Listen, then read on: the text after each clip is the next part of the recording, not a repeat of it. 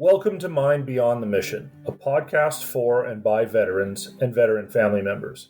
I'm one of your hosts, Brian McKenna, and I'm a strategic advisor at the Atlas Institute and a retired Canadian soldier. And I'm Laryssa Lamrock, strategic advisor at the Atlas Institute and a proud military family member. In this podcast, we'll be diving into real issues experienced by veterans, former RCMP members, and their families. We won't promise you that we'll do everything perfectly, but we can assure you that we'll be getting real about the experiences that so many of us have in common, but don't always talk about. We hope you'll find solidarity in our words and experiences, and most importantly, that you'll find a sense of hope that things can truly get better. You can live present in the moment and live life authentically. Let's get into it. Betrayal, guilt, and shame are the hallmarks of moral injury.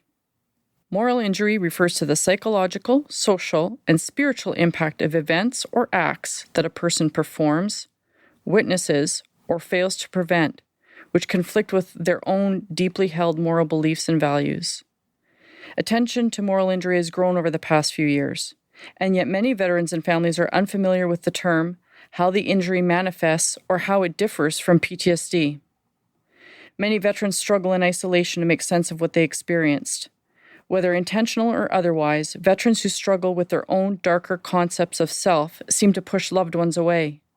And the stark lack of information and education on moral injury available to veterans and families perpetuates the problem.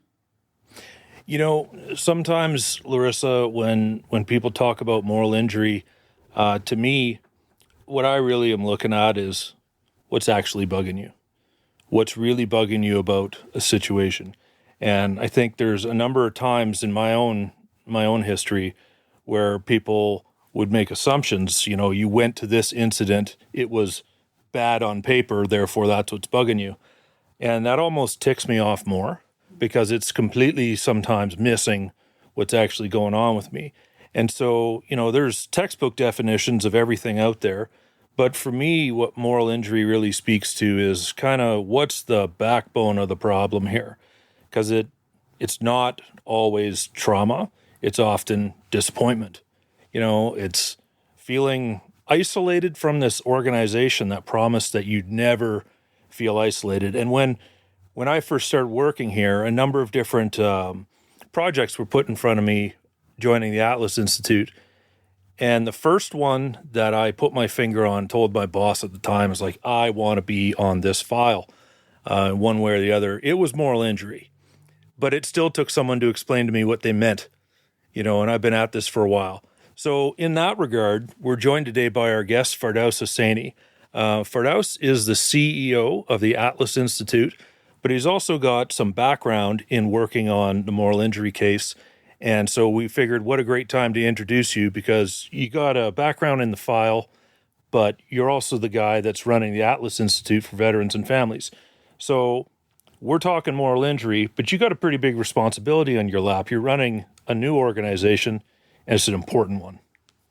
Well, yeah, thank you for having me on. And to your point, Brian, even when we first started the organization back about 3 years ago, pre-COVID, we had a chance to do some in-person consultation. So, you know, we went out to Vancouver, we met with some veterans and their families, and many of them were describing something that, you know, at the time folks thought it was PTSD. But when you broke it down a little bit more, you heard the shame, you heard the guilt, the betrayal, then we identified that's moral injury. That's not PTSD. You know, so there is discussions that moral injury is not different than PTSD, but if you actually sit down with a veteran who describes their symptoms and what they witnessed or what they went through, they'll tell you that's a reality. So a common refrain, you know, when military people are asking questions about their planning is, so what? You know, like, this is happening or this is different. You need to know that. Why?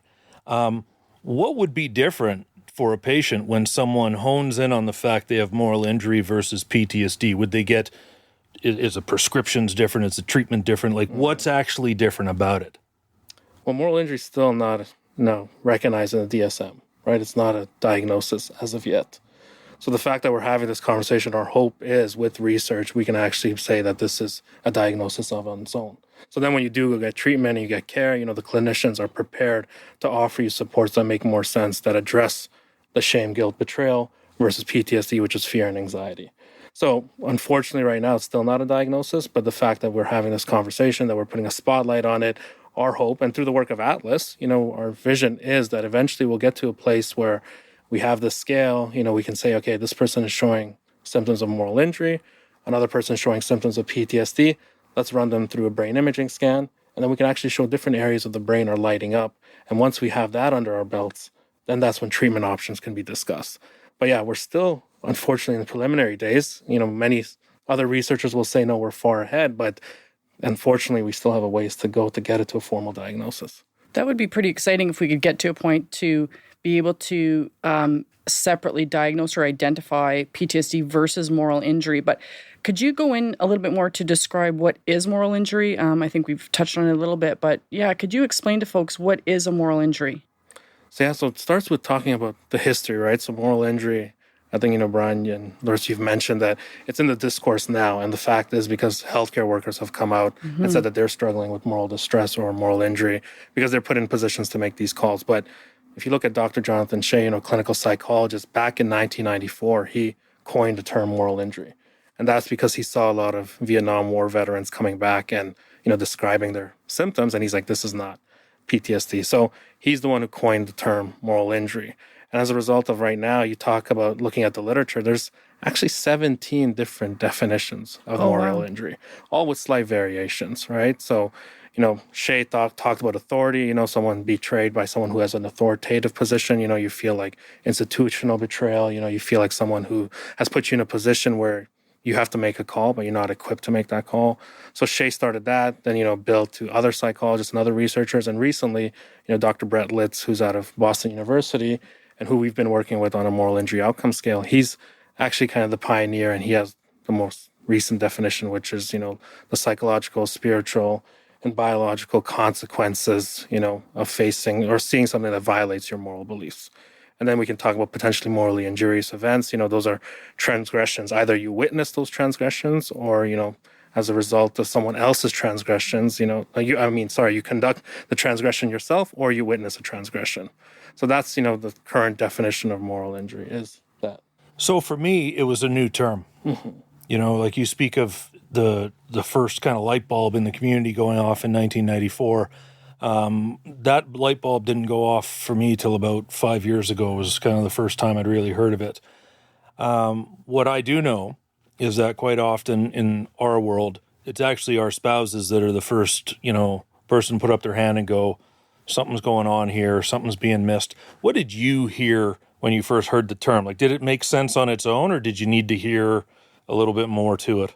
I think I wanted to hear a little bit more to it because it validated it for me. So I have a background in peer support, for 15 years, so was very familiar with the term post-traumatic stress disorder, PTSD. My spouse was diagnosed with PTSD, and so familiar with the behaviors, the symptoms.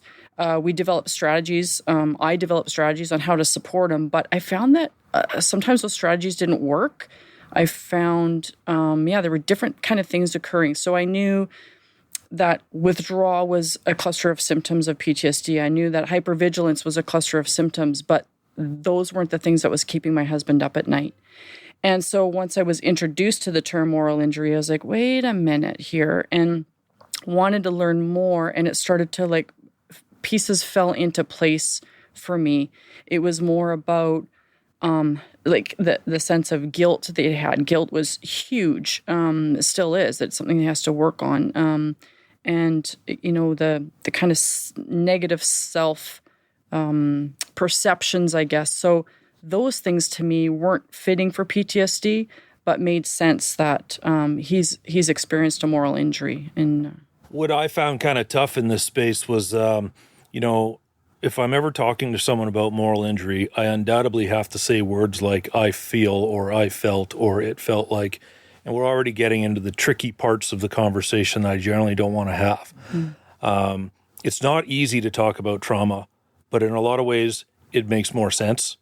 The average person can understand when you describe a terrible event, what's terrible about it, right? But to explain to them how you might feel abandoned, feel, I don't like that all the time. Abandoned, not good. Not a good army feeling, that's for sure. And so this is kind of what it did for me was all those things that I never really found a way to put my finger on. And it always went against what other people's assessment was. So what I mean by that is people would look at, you went to this event, that was bad. But I'm actually more bothered about what I drove past on the way there. I have seen situations where I've watched, women being hurted is the only way I can really describe how they were being treated. But that was on the way to something else that we had a mandate to deal with. We didn't have a mandate to deal with how women are being treated on a side street. Even if we did, we had 3,000 people in a 50 million person country. You couldn't do something if you wanted to. Mm-hmm. And so you had to drive by. And so it's easier amongst a lot of people to describe what happened to me when I got where I was going. But what keeps me up at night is what I drove past. We tell people this, that which you drive by, you accept. Mm-hmm. That which you ignore, you accept.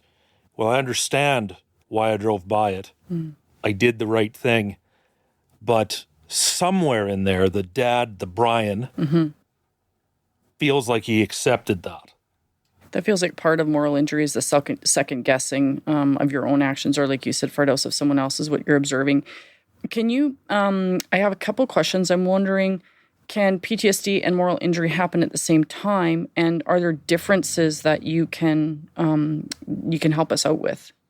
Absolutely, yeah. So I think to Brian's point, we mentioned potentially morally injurious events, right? So that's one that violates your own core moral beliefs, or you witness something where you can intervene, right? You know that your moral code tells you that I should probably intervene. I could probably do something here, but the rules of conduct or rules of engagement say you can't. So that is, an experience of potentially morally injurious event.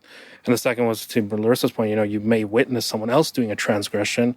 And again, just witnessing it and not being able to engage, to do something that you would do differently, again, impacts you. And you might be marked by the experience. As soon as you're marked by the experience, that's when it becomes moral injury. But yeah, to Laryssa's point around PTSD, I think, the discussion is they're very, very similar, unfortunately, right? So, they're both trauma-based, right? So they both start the same. But when you look at the differences, and this is where the conversation gets interesting, is you have to look at the origin of it first. Okay. So PTSD, as we mentioned, is usually fear and anxiety based. Sure, there might be some shame and guilt, but for moral injury, that's central. That's the central symptoms of moral injury.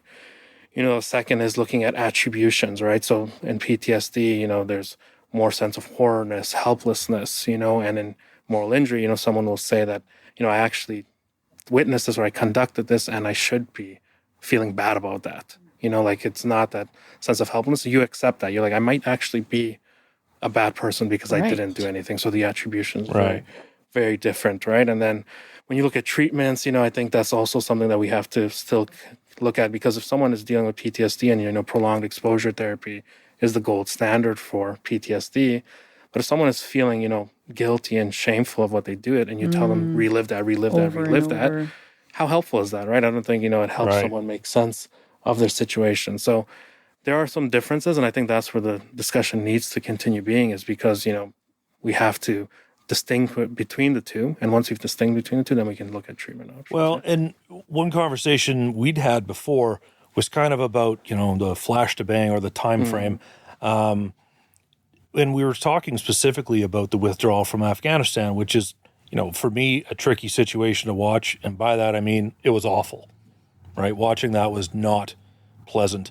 But we spoke about, for a while, about how those are natural things. You're going to be bothered by things that are bothersome. But is there a point or a time frame down the road where if you're still being kept up by that, or it's still impacting your relationships, if today, a full calendar year and counting later, that incident is causing you large amounts of grief, like, do we have a ballpark of what that time is? And then what? So what? What do we do about it? Yeah. So yeah, what you're describing there is a bit of a continuum, right? So at any given moment, you may see something, you may do something that challenges your moral codes. And, if it just challenges it at the minimum level, that's more moral frustration, right? So it's just moral frustration. When it gets a bit more to the milder degree, then you're dealing with moral challenges and moral distress, And then the third is when it's more extreme and it like actually violates your core moral beliefs. And as I mentioned, you're marked by the experience, then that's moral injury. So it is a continuum. There might be moments where something occurs that it ticks you off, and that's most frustration, right? And then you might deal with that. You might see like, okay, that's not a big deal. You're not marked by it. You move on. You're on to the next thing. But if that builds, and the next time you see something and it's even more significant, you're like, okay, now it's a moral challenge, it's moral distress, and then you see, okay, now this has violated completely my core belief, and I can't move forward with it because I'm marked by that experience. It's so tough too, because you've got rules, you got realities, they all come into play. If you take the medical circumstance, our medics in the forces are phenomenal. They can keep people alive today that had no chance decades ago. And they can do that for anybody. And so there's a number of circumstances, where wounded would come to the base because they know that we've got first notch kind of care. Like the capability there is incredible. It rivals an ER here in Toronto. But you can't be the doctor of the town, because if you do tomorrow, you're going to have 10,000 people lining up outside your gate with your coughs and your sprained ankles that you can't handle.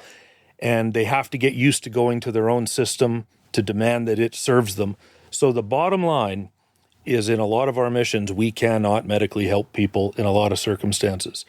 That feels awful for our medics, for our doctors and our nurses. They're trained, they want to help, they'll take any patient. But we could set off a humanitarian catastrophe in that town if we get seen as the medical experts, so we can't. That happens, and for me, I have a situation actually in the former Yugoslavia where we had a case where we could feed people, as in we had food, but we couldn't because we would have done the exact same thing as just described. So the answer was, instead, we secured the area that they were at. We did not feed them, and we made them go to the aid agencies that were there to feed them. Mm-hmm. That feels like garbage. I still am bothered by that. And when a lot of people hear that, what shocks them about it is, what I think, is they expected to hear a war story. They expected to hear some big tragic trail with a huge body count, and those are out there. But what bothers me is I'm a dad. You would feed kids that are starving when you're a dad. You look after people. I'm a good person. You would want me as your neighbor. But those don't feel like really neighborly ways of conducting yourself. And I don't know, does that fit? Is that moral? Like, that's, I think, what a lot of people in my situation are going is like, is this the thing you're talking about? Oh, 100%. I think you just described really well what a potentially morally injurious event is, and I think a few other examples on the battlefield is, similar to what you just said, witnessing a situation where you know what the right thing is to do. You want to do the right thing, but you're not allowed to do the right thing. Another is using, deadly force or combat, where you feel like the individual in front of you may not be the individual that deserves that or needs to take that, but you have to, again, as a result of the rule of engagement, you have to do that. So, using deadly force is bad, giving orders that may result in the wrong decision, that may result in, civilian deaths, as a result of the call that you made, could be, moral injury.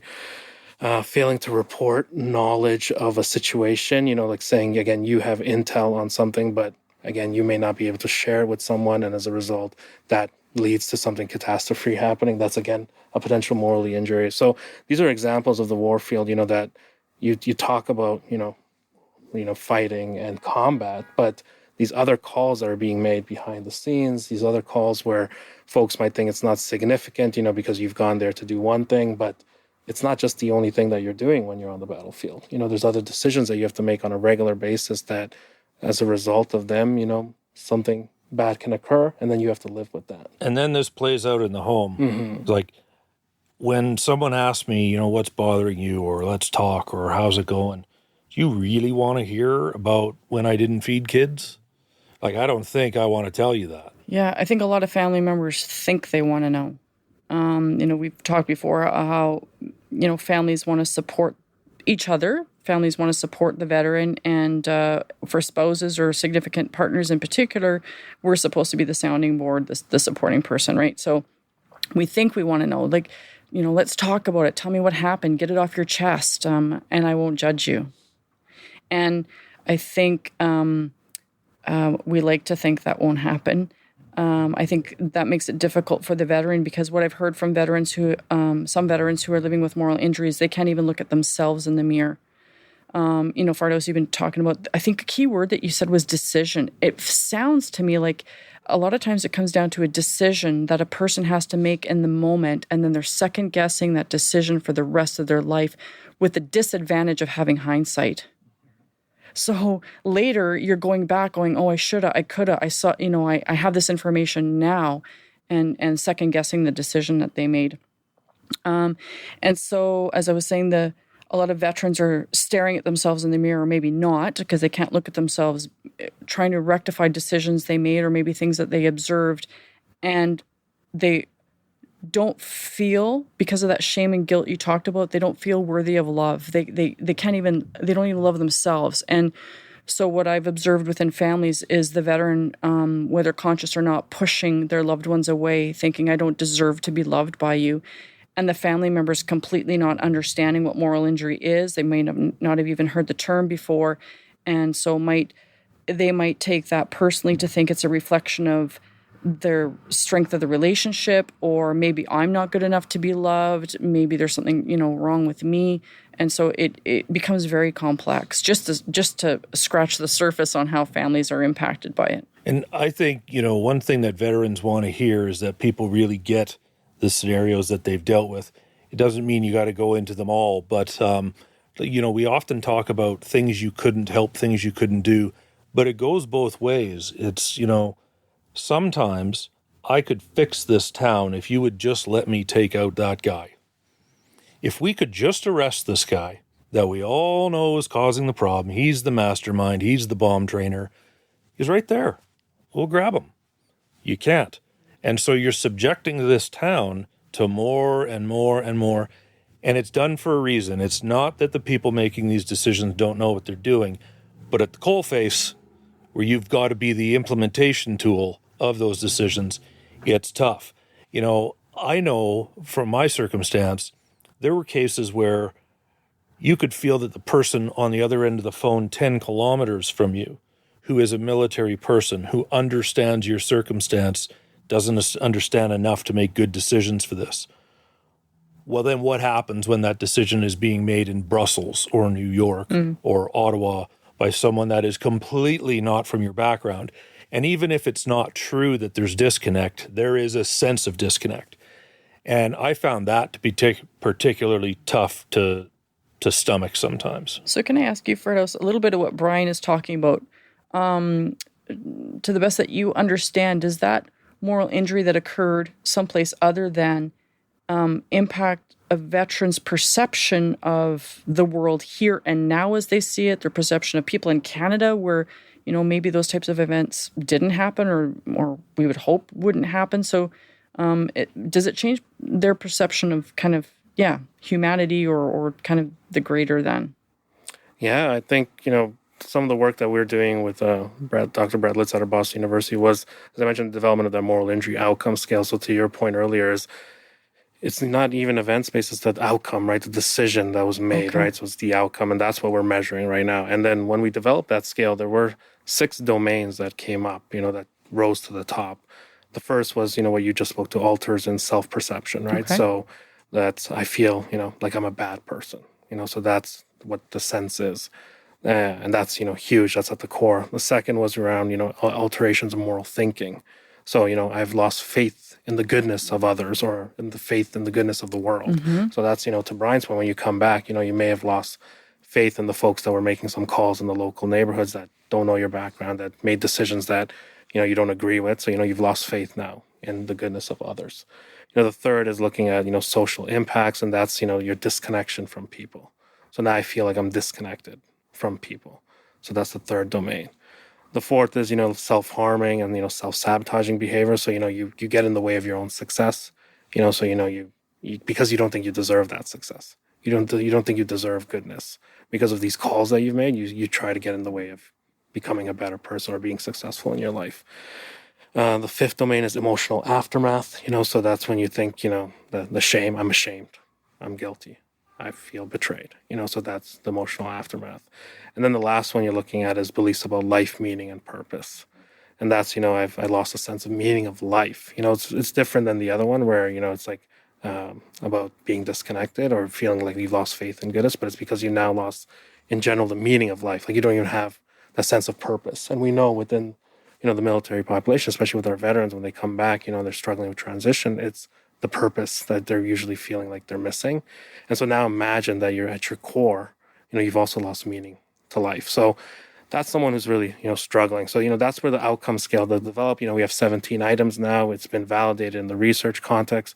We now need to validate it in the clinical setting. So when you say that there's 17 items that have achieved validation, does that mean that there is a meter stick for this? At the research level, there is. Right. So it's been validated at the research level, right? So because our paper, recently got released, in Frontier Psychiatry, that means it's been accepted into the research world. The next step is to take that scale and run it at the real life, in the clinical setting. So working with physicians and clinicians to say, okay, ask these questions, you rate the scale, and then you'll see, okay, when someone rates at 4 or 5 on 11 of the 17 items, then again, these are hypothetical numbers, but then you can say, okay, this person is struggling with a moral injury, but we're not there yet. In the military environment, new ideas are almost automatically greeted by resistance and people that don't want to hop on board. Is that true in science? Like, do you see that as, even though you feel you're making these forward progress, this achievements, that there's people going, I don't know? Oh, absolutely. Yeah, there's still a strong discourse within the research community and the science community around, is moral injury even distinct enough from PTSD? That's happening to this day, to this moment. So there is, folks that will say that it's a subset of PTSD. Moral injury is a subset of PTSD, that it should be captured under that umbrella. Others are saying that it should be distinct, and so there are two camps, and there are conversations happening where one is trying to convince the other. So yeah, even, at that level, there is conversation. Do you find then that when there's different camps and, some are for and some are against, does that persuade some other folks in the community to go, ooh, I don't want to touch this. This is controversy? Yeah, it does. It can scare folks back, because, there's some strong researchers in there who have long years of experience and credentials, and, they've rightfully done some excellent work. And, so they might be, taking the floor with their loud voices, but, others, we need those others, the up-and-coming researchers, to say, okay, sure, there's a healthy conversation happening, but as a result of that healthy conversation, let's together move the agenda forward. So, yeah, folks are reluctant, but I think there's also a huge cohort, at least in Canada, of some strong researchers in moral injury that, really looking forward to them because they're thinking outside of the box, and some of them are in the Ottawa base and in our own network. So, I'm excited to see what they come up with, but yeah. And I'm always trying to look at this from, what would the Army, Air Force, Navy do if this was fully accepted and everything we ever put forward on this, yes, they agree. Okay, so what? What would they do about it? When we come up with something that could happen in a traumatic scenario, take a mine strike, we build acronyms, we run you through drills, we'll buy equipment that handles that thing as best we can. We'll send you to Spain if Spain's better at it than we are. We'll do a lot of things based on trying to show you a little bit of that traumatic moment so it's somewhat familiar when you find your way in it. What would we ever do to prepare someone for moral injury, considering it's just so wide and so open as to what could be morally injurious? It's an excellent question. So I don't know if you can, really prevent moral injury. And I know I've had a conversation with a few colleagues where the job that you sign up for, you know that there's going to be trauma. You know that there's going to be moments where you're going to be experiencing things that are quite distressing. So we can't prevent that. But what's the secondary level? So now let's say we've told you like, hey, you're going to get hit by a bus. How are we then going to prepare you as a result of being hit? We may not be able to control the fact that you've been hit, because of the circumstances of war, the fact that you're going to be witnessing these situations. But our job is now to prepare you once we know that you've witnessed this. How can we support you at that level? And then that's where, organizational level, I think there's large conversations we need to have where folks need to prepare the community, especially those folks that are being deployed, that this is what you may see. And as a result of seeing this, these are the things that you should be doing. once it occurs. So that's, from a preventative measure. At the team level, I think, we have to look at leaders within, organizations as well to say, okay, your job, knowing that you're going to be putting your staff or your platoon in ways of doing this kind of stuff or witnessing this, how are you then preparing them when they come back from a circumstance like that? Are you making sure there's enough time for a debrief? Because I think actually we've made a lot of progress. And one of the areas I think there was progress, every leader that I ever dealt with by the end of my time in the forces realized that their door had to be relatively open. Can't be as open as a lot of you think, by the way. You can't open it to every crazy idea someone can come up with. So it's somewhat open. But it's certainly open to people coming in and talking to you about something going on. But as the person inside that office where someone else might come darken that door, there were things I was a little afraid about. If someone comes up and doesn't know what's going on with their career, I'm good. I can coach that person through that. But if they come up to me and they've got, something more on the domestic side, I'm not so sure I'm prepared for that. And even now, as we discuss this, as I kind of do some work in the space, I don't actually know what I would do all that much as the leader saying my door is open and someone comes in it with a moral injurious event. Because it's all in the background. It's all in the experience. It's all in that person handled and felt it that way. And I wonder what we can do about that down the road. And my gut is we just got to talk about it some more. That's the place to start, right? As you mentioned, the fact that your door was open, that the fact that, folks could come in and have that conversation with you, you'd be surprised how far that goes. Just the idea that I know I have a leader in place who's willing to hear, he might not have all the answers. He might not even, be prepared to take in this information, but the fact that he has his door open and I can walk in and share, what I witnessed or what I just had to go through, that goes a long way. The second is I think, we're learning within even the healthcare community because we can apply, research right here at home is, having a cohesive team is key. It helps with team morale. So as a leader, your job is to ensure that your unit, your team is as cohesive as possible because then they can rely on one another. And then we can have a full conversation around the power of peer support within that, right? So if your team's feeling like they can support one another, they're going to turn to each other when they're struggling. So that cohesive unit is really important. The second, as a leader, again, I think it goes without saying, but is encouraging self-care. So, you have to ensure that your team has the time that if they do, again, witness something or they're, as a result of making a choice that violated their core moral beliefs, that they have that time for self-care, that they have that time to themselves to be able to debrief, to be able to, try to make sense of it. So you have to make that space and that time for it. And as a leader, it starts there because we can't, I think, what we're learning, a lot of folks are saying is that let's put it back on the individual. Right. And that's not fair, right? What's the individual, he going to do? What's that person going to do? They're the one who've now struggling with a moral injury. And now you're also saying, go make yourself better. Go get help. So, Laryssa, one of the things I think that I really want to get to here is these are the things that I'm least likely to want to talk about. Mm-hmm. I actually do have an easier time talking about traumatic events and the things that I know you'll understand what's bothersome about it. So you've been the military spouse, but you also worked with a lot of families, still working with a lot of families. How much does this ring a bell from that perspective? In that the veteran doesn't want to disclose and talk about it. As I said before, I think it's hard for families to understand. They interpret it as a disconnect in their relationship. So I can't think of many things much more, I'm going to use the word intimate, than a moral injury. I think the person's trying to come to terms with things that they don't fully understand, and so I think it would be really hard to disclose it. And I said, to family members. So, I think there's often a disconnect there. But if I can, I'm going to shift it a little bit because I wanted to explore with you a little bit more, Fardous, about what you might have observed as far as the impact of moral injuries on family members. And I'm hearing you say that the conversation and exploration, research around moral injury in itself is just so new. But are you seeing families included in that exploration? Yeah, it's an excellent question, Laryssa. And we talk about moral injury research being new, but then when you add the family component into it, it's quite novel.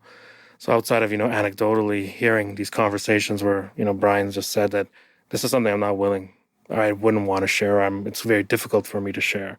So then the family members left to say, okay, why is this my, companion, my most trusted individual, my trusted ally, is not willing to share anything with them? So there's that sense of, am I not good enough as well, right? So there's that secondary trauma that's being coming as a result of this person is trying to protect you, but you're feeling like, oh, I'm not the person that they can trust anymore. Even we share everything, right? And they're not willing to share this with me. So that, that's also additional pressure. And then when they do share, so imagine then, as Brian said, do you want me to share with you that I'd left, children that weren't being fed, like I'm a father or I'm a mother or, I have someone that I take care of. And now do you also want to know that information about me? How are you going to now perceive me? Right. So it makes you start doubting again, like the person that I'm sitting across. And I think in addition to that, you talked, Brian, about some of the families that I supported. Some of the observations were not just then about the dynamic of, okay, I'm seeing you in a different light, you as the veteran. I'm seeing you in a different light than the person, the woman, the man that I married. But if the veteran chooses to disclose, you can't unring the bell. Yeah. So now the family members hear about humanity's inhumanity. They hear about things that we can't even dream about. We see them in movies, like just the incomprehensible things that happen on this planet. And so the family members are left to question their own moral compass. I thought the planet worked in a different way than this. Yeah. And so now, in some ways, I'm curious to know if family members can be have moral injuries in their own experiences. And it's strange because it's through the lens of what the veteran is disclosing. And then even beyond that, how are children impacted? They're brought up in a household where usually their moral schemas are developed by their parents. Kind of, it's a generational thing. Our values, our ethics, that kind of stuff. So when you have a veteran whose moral compass is skewed, how is that experienced by the children? So the next generation kind of thing. Yeah. So I think vicarious trauma, right? I think you're as a result of hearing someone else's experience. Again, it might not be your direct experience, but hearing an experience from, your partner, the veteran, and then hearing that, because I'm sure they'll share it multiple times with you. So you're reliving it as well. You weren't there per se, but you are reliving it through your partner. And as a result, knowing also that your partner went through that, you're right. There's additional pressures put on you, like, wow, this is my loved one, and now they've gone through this and they had to make this decision. I feel for them, but I also am wondering why they made that decision, because you might not know the rules of engagement. Like as Brian mentioned, there's certain things that calls we make. The door. I want to leave the door open as much as I can, but sometimes I can't leave it open for you because of my job. The inherent nature of the job, I can't share everything, right? So you would question like, why did this individual do this? But that individual will have some reason for it, right? But they can't share that with you. And, it does get reversed, though, sometimes. Like in any relationship, you'll have these moments where something's on the other person's mind and they don't want to talk to you about it right now. That sucks. That doesn't feel good. When someone close to me says something to the effect of, I don't want to talk to you about this, I hate that. It makes me, I'm obviously guilty of something. I've done something wrong, and you start walking down this path. So I get why the person on the other side doesn't want to hear that. On the other hand, I'm not so sure that they get where we're coming from. I think the other thing, too, that's really common in my mind with this is you may not communicate what's important, but you are going to communicate something. I came home once to a grouping of people close to me that basically thought that I was on a European vacation. Well, some of that's my fault. Some of that's because the only things I showed them of my deployment was an R&R in Budapest, or this is when I went on leave in Germany. And so basically, I showed them this 3-week snippet of me having a blast, and that was the only thing they really had to figure out what I was doing. So they treated me when I got back like I'd been on holiday. And I have to look back at that now and go, yeah, but my lack of communication built that reaction. So I own some of it, and to me, that's all related. Moral injury impacts communication. Communication impacts the relationship. It's like, so an incident that bothered me from 20 years ago can affect my kids independently today? Yes. Yes, it can. Yeah. And since having that open communication, as you just mentioned, Brian, right? Like you understand the side of the family member, as you mentioned, so you understand that this person is saying, wow, is it something that I did that you're not trusting me with this information? So you understand that. And it's important for the family member to also understand that at some days and some moments, the individual may not want to share, right? So allow that space, allow that safety. Don't take it personal, right? And that's where I think, if we had that education and we had that conversation as the veteran family member, do you feel like that would go a long way if you had some education or some training to know that the reason why my partner is not sharing is because it's this reason, and it's not something personal. Like, do you think that training could go, that education could go a long way? And like, we all work in this space from different angles, but like you just found out within this last hour that you work with someone who hasn't fed kids when they could have, and I worry about how you'll react when you hear that. And I know how you'll react. You'll react positively because you're my friends, my colleagues, and it's your job to know this. But still, that trepidation is there. Well, what do you think that trepidation is like when it's my neighbor or someone who really has no stake in our relationship, right? Or the other way, where burning that relationship, wife, kids, is so risky that it's like, well, would I want to risk alienating a kid off telling them what I just told you? No, I'm burying that one. I'm absolutely burying that one. I did for years. And that's part of it. For me, that's part of it. It's I'm protecting you, but I'm really protecting how I think you might react to me. Yeah. So I think kind of in relation to that, maybe, as if folks understood it better, and something you just mentioned, Fardous, was about training and education. So is there some place for people to go to educate themselves more about moral injury, whether they be a veteran who might be suspecting that they've experienced a morally injurious event, whether it's family members or even service providers that might want to learn more about it? Yeah, I think a shameful self-plug of, Atlas, in our work that we're doing, And that was not set up, by the way. No, it wasn't. Nicely done, though. Thank Great. you. Well Thank done. So yeah, I think, of course, on our website, we're, as Brian mentioned, as I mentioned early on, that this has been a priority. As when we started the organization, we put in the stake in the ground, said moral injury is going to be one of our priority areas. And you'll see us continue doing work in this space until we feel like, we get to a place where it's recognized as a formal diagnosis, which will then be a potentially huge win, because then hopefully Veterans Affairs Canada will start covering it.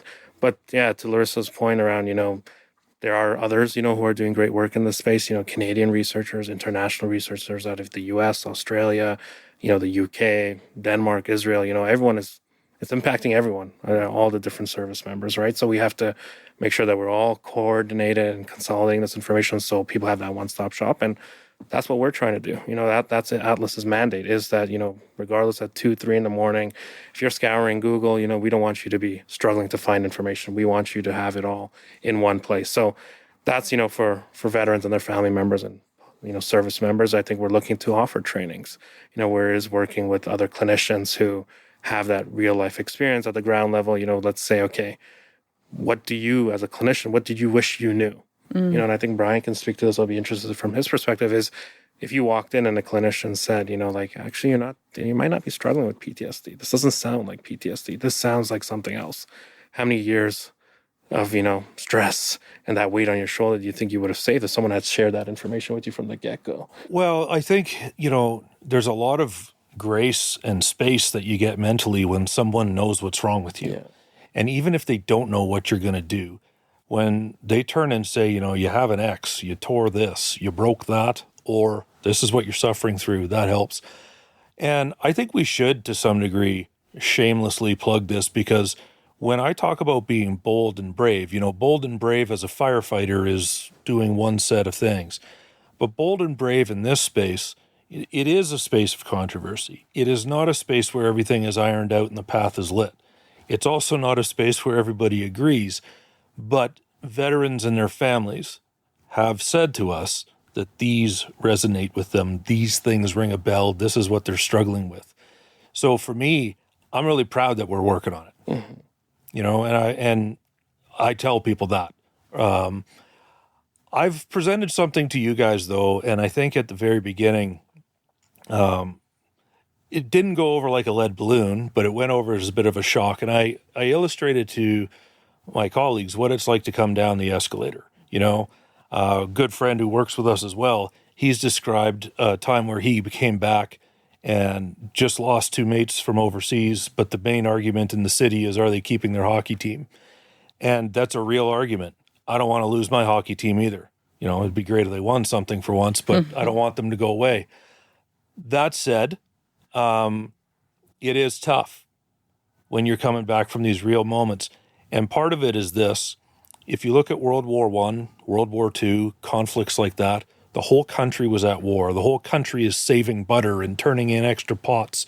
The war effort was coast to coast. Now, with these conflicts that we're involved in a lot smaller and just the military is going, it can feel like we're going to war and you guys are going to the store. We're coming back from something traumatic. Down the escalator is a bunch of people figuring out which iPhone they want to buy next. And that is I'm compartmentalizing everyone, but it feels like you're coming home sometimes to a country who hasn't a clue what you were up to. Not a clue. That is a struggle. Is that a moral injury, though? Yeah, I think, I don't know if on the continuum where it lies, but I feel like, again, the experience that you're sharing is your experience, right? So again, if you're feeling a sense of betrayal from the community that you're coming back to because, you've sacrificed, you and your colleagues, your mates, you've sacrificed at the highest degree, and folks are not recognizing that, or folks are not, even addressing it. They're going by their lives. I think there is a sense of betrayal, right? There's like, you have no idea what I went through for us to keep the freedoms here. So yeah, I think that could be considered. Again, I think it's still an area that we have to research, but institutional betrayal is something that we've discussed, and I think we need to discuss a bit more. But there could be, betrayal from the community. Well, there's also tough spots about handling response time, right? Like if you look at it this way, if an incident happened, we're sending a quick reaction force out within minutes. The government wants action, and we're the guys. Off we go. That same person comes back and hears, well, you're going to wait 18 months for that, or that takes 16 weeks to process that file. You know how horrible that feels? Because we're comparing it sometimes to the response time you expected out of us when you needed something. Well, now I need a medical assessment, and I'm sorry, I don't want to wait. I don't think I really ought to wait like that. But not only is it the waiting, I'm comparing it to when you needed something. And I was Johnny on the spot, as good as I could be. And man, that just doesn't sit well when you're comparing it to what you're getting on the you had other our end. back, right? And it's like appropriate for the country and, others in there to have your back when you come back, right? So it's a fair assessment to say, I was able to drop everything. I was able to, do this as quickly as necessary for our country. And now when I come back, I do feel like I may have been forgotten. So, that, again, these are components of moral injury that you're describing, at the very minute level, but it's important to capture that because I'm sure your experience is not only unique to you, so others might be hearing this and saying, wow, what Brian just described there is something that I felt. I may not have known that is a potentially morally injurious event. Well, and I think as well, like military sexual trauma, for example, is a massive problem. If you've got one circumstance of it, it's awful, let alone the amount of circumstances that we have. So it's a significant problem that's happened. And I look at a lot of these incidents, though, and sometimes I look at some of my friends who have been hurt in service. So while doing the job I signed up to do, this bad thing happened to me. And then I look at others that were hurt by the service.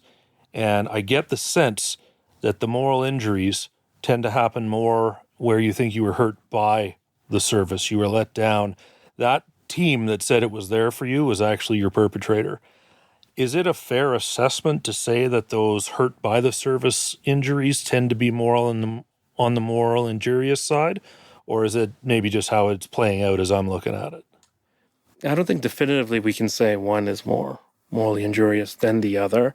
But yeah, institutional betrayal is high up on the impacts, the potentially morally injurious events, right? So, as you mentioned, when being, betrayed by the institution as a result of, you agreed to take this up, you agreed to do all this, and then you find that the folks that you agreed to do this work for have now put you in a position to, something horrible to occur to you.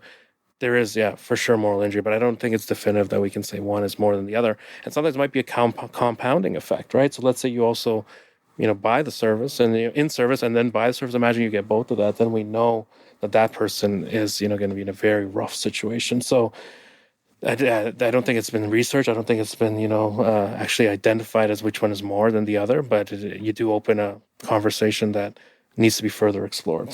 So where are we going next? What do you think's happening in the world of moral injury in the next 1 to 2 years that's reasonable that we would get there? Well, I think the scale that just came out, right, the moral injury outcome scale that, was in partnership with all these different countries. My hope and my vision is that we take that scale and run it at the clinical level, right? So if we can actually validate this at the clinical level and then we start using it and then we can start diagnosing folks that might be showing, higher symptoms of moral injury. If we get to that place, we're ready to go. I think that's the next step.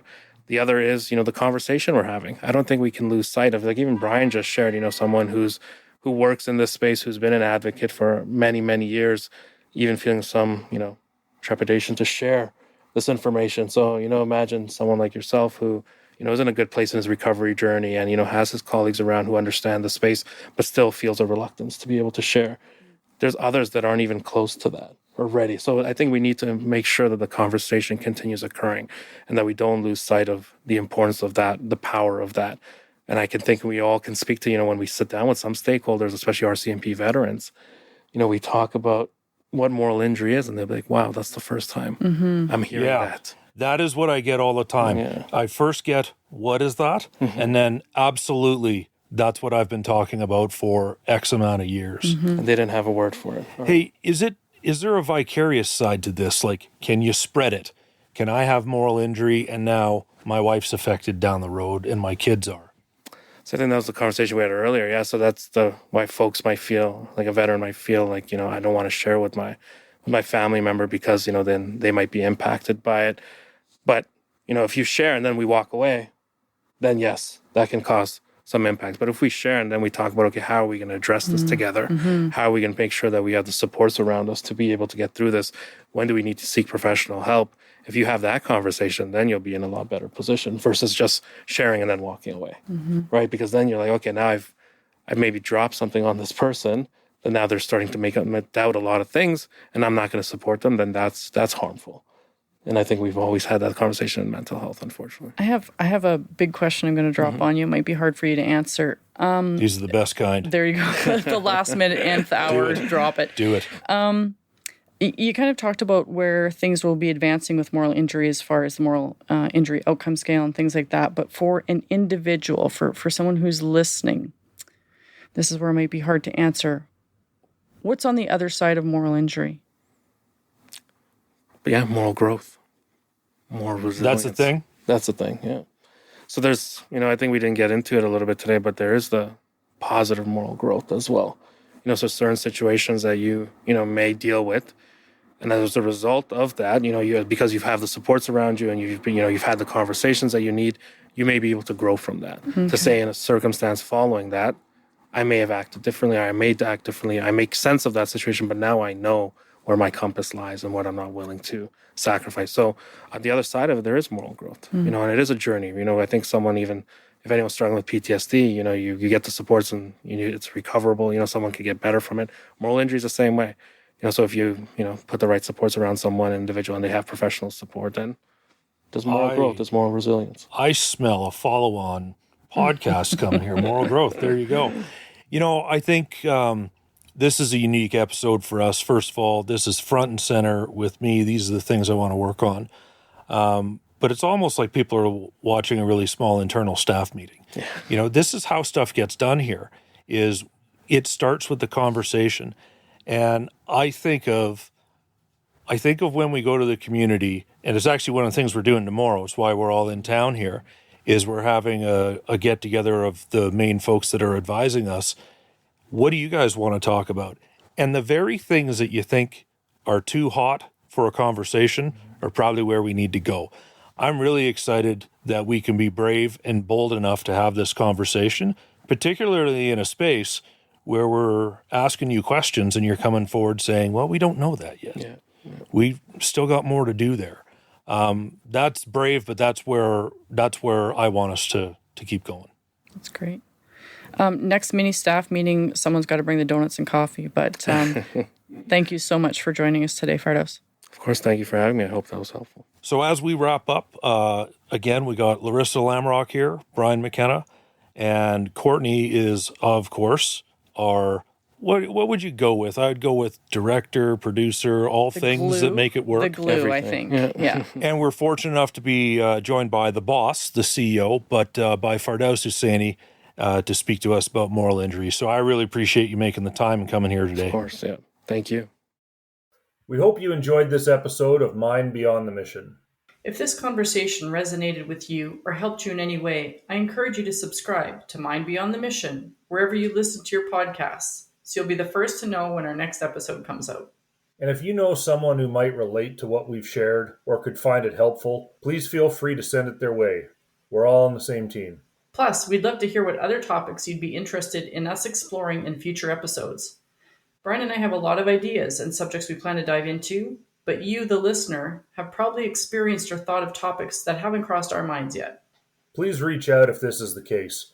We're on social media at Atlas Veterans CA on most platforms, so please feel free to tweet at us, send us a message, or leave a review on this episode, and let us know what else you'd like to hear us talk about. Brian, it's always a pleasure having these important conversations with you. Looking forward to next time. You bet, Laryssa. Take it easy.